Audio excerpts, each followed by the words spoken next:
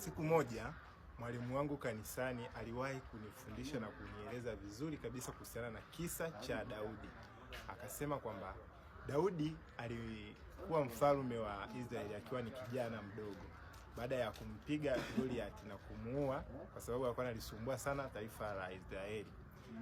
Nikamuuliza swali, mwalimu, kwa nini mimi sijawa mfalme wa Israeli, sijawa mfalme mpaka sasa Akanieleza kwamba hata wewe pia kuna Goliath, bado hujamuua Goliath aliyeko katika maisha yako. Kwa hiyo nikajifunza kitu kimoja kwamba katika maisha vikwazo ni lazima uvipitie ili uweze kufanikiwa.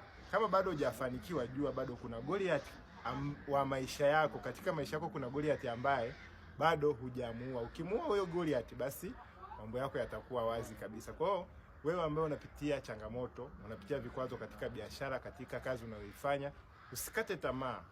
Bado pambana kumuua Goliath aliyeko katika maisha yako. Utakuja, mambo yatakapokuja kuwa vizuri, ukamuua huyo Goliath, basi yatafunguka kabisa na maisha yako yataenda vyema.